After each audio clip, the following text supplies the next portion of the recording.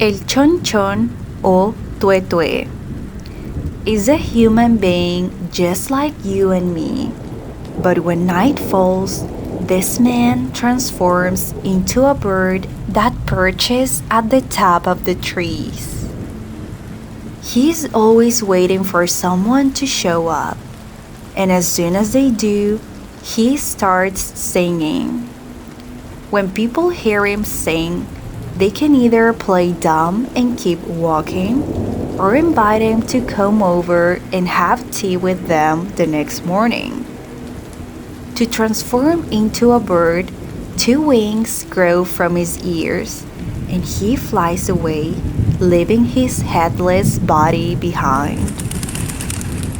He actually gets this name because the sound he makes when singing sounds like tuetue. The next day, when you least expect it, an elderly man will show up at your doorstep. You have to be diligent, keep your promise, and serve him a good cup of tea. Sometimes people invite El Tuetue to come over just out of skepticism. I guess one of the most common reasons why El Tuetue shows up at people's houses is because the children were fooling around, heard him sing, and made the offer without expecting anything strange to happen. But the surprise comes the next day when someone does show up, and parents have to apologize for the misunderstanding and beg him to leave. This sorcerer might curse you or bring evil entities into your home. Even demonic possessions have been attributed to El Tuetue. Today, we're gonna listen to a story that took place back in the 80s, in a place known as Pirque, a town near the Andes Mountains. Get cozy, because we're about to start another episode of Chilean Spooky Tales.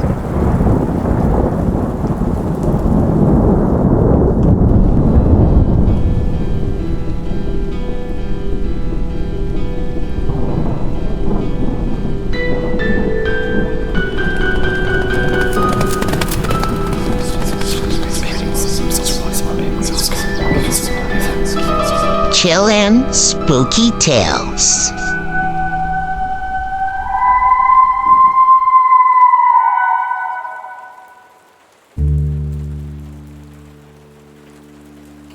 Every year, my family and I would make some trips to the hills.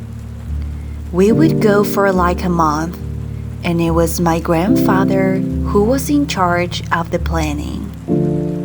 It was a big family thing. All of my dad's side of the family was there, including my dad's sisters and the rest of his family. My grandfather would even make plans with his co-workers who also went on the trip with us, because all of them were part of a fishing club. We'd go up the hills and set our camps near an estuary. This area was called Lingal, which is an area full of linges, a kind of tree. At that time, my teenage brother would go out with his friends. There was a storage tent where people used to keep all kinds of supplies there, like watermelons, food, alcohol, milk, cigarettes, and so on. At night, my brother and the other guys would get together to steal the alcohol and cigarettes, and then go into the forest. One night, they went out, got their supplies, and headed towards one of the hills. They made a fire and started drinking and smoking, when suddenly a tuetue started singing. They got scared, so they decided to leave. But the bird kept singing, and one of my brother's friends yelled at the bird. Hey, Come have lunch with us tomorrow at our campsite. Everyone knows that you must never invite a tuetue over because they're gonna come. Whatever. Once my brother returned to the tent, instead of sleeping next to his friends, he decided to sleep next to my mom, my sister, and I in our big tent. He was on edge and told my mom what had happened. The next day, everyone forgot about it. They got up and had breakfast together.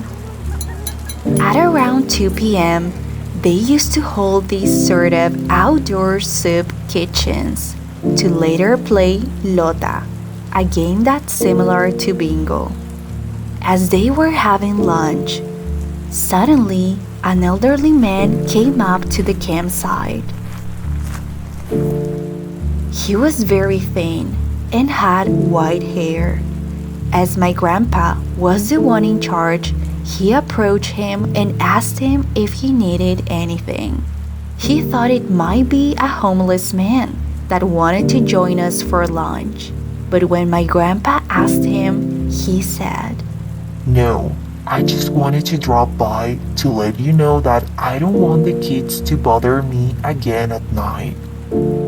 My grandpa got mad and promised this man that it wouldn't happen again. Then the man left, and my grandpa was furious and asked my brother and his friends who was bothering the man. But nobody said a word. They just kept saying, No one. We've never seen him. We've never bothered that man. Then someone mentioned that the previous night they'd heard a tuetue singing and that they'd invited him for lunch. My grandfather was a skeptical man, and he didn't want to scare the children, so he simply told them not to do it again.